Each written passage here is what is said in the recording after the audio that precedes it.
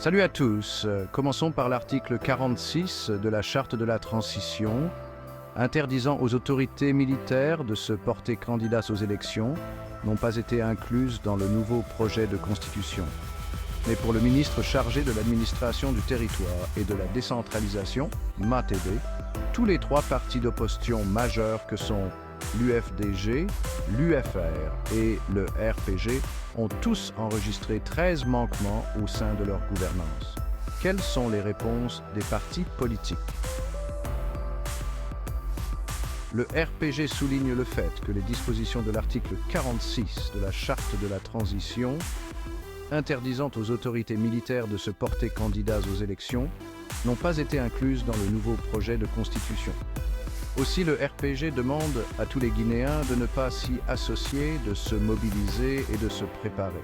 Nous prendrons toutes les mesures que la loi nous reconnaît, c'est-à-dire des manifestations pacifiques, pour sortir de cette transition et empêcher les autorités de la transition de participer aux futures élections. Un autre cadre du RPG continue. Le RPG n'est pas l'élève du MATD. C'est un parti politique républicain, créé pour accéder au pouvoir par des voies légales et légitimes, surtout à travers des élections. Donc, les relations qui nous lient au MATD sont des relations de tutelle. Nous ne sommes pas l'élève du MATD pour dire que si vous ne faites pas ça, on va vous sanctionner. C'est un langage qui devrait être retiré. C'est une collaboration simple qui doit exister, dit haut et fort Marc Yombuno. Nous sommes assez majeurs pour sortir à la place publique des manquements qui sont à leur niveau. Mais bon, on ne va pas se lancer dans ça. Nous sommes assez majeurs. On est républicains. On gère ce qu'ils ont dit par rapport à nos textes, nos règlements intérieurs et nos statuts. On est en train de travailler dessus.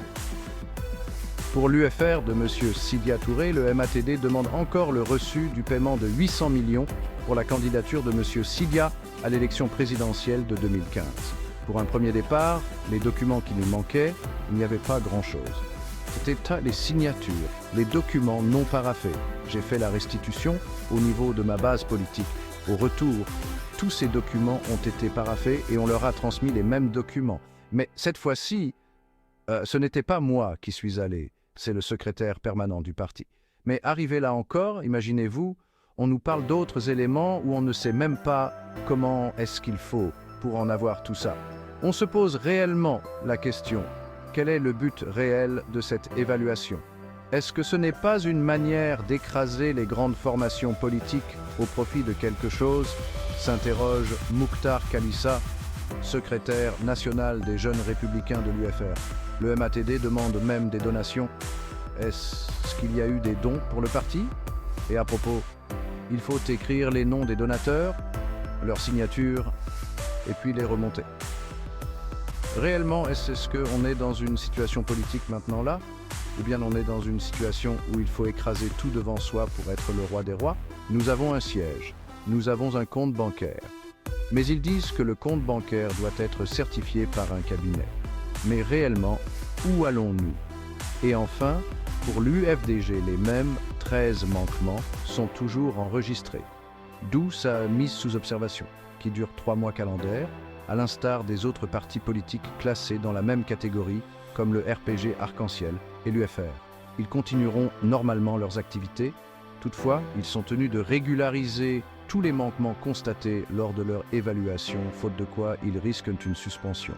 En cas de non-régularisation des manquements à l'issue de la période d'observation, le ministre chargé de l'administration du territoire et de la décentralisation peut prendre un arrêté de suspension. Donc, nous pouvons tout de dur que le CNRD compte se présenter à l'élection présidentielle 2025 avec des candidats de pacotille pour être sûr de remporter haut les mains la présidentielle. Il y aura la contestation.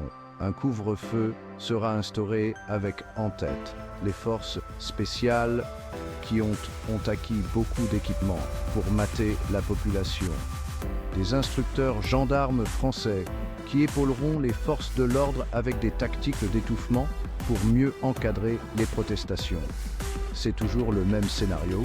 Et pour clôturer la Cour suprême, déclarera Mr Doumbouya président. et chaque 5 ans, le même scénario peut se répéter. Avec des médias réduits au silence et la réduction de l'espace civique, le CNRD peut ainsi gouverner son royaume sans critique. Alors que la Guinée traverse cette période mouvementée, la communauté internationale continue de la suivre de près, semble-t-il. L'équilibre entre les relations diplomatiques et économiques sera crucial pour la stabilité et le développement à long terme du pays. Alors, quel avenir pour la Guinée? La voie vers un avenir démocratique stable est sans aucun doute difficile, mais avec des efforts concertés pour lutter contre la corruption, garantir la responsabilisation, favoriser un environnement politique inclusif et surtout avec le respect des engagements des autorités de la transition, la Guinée peut naviguer dans ces eaux troubles. Merci à tous d'avoir regardé.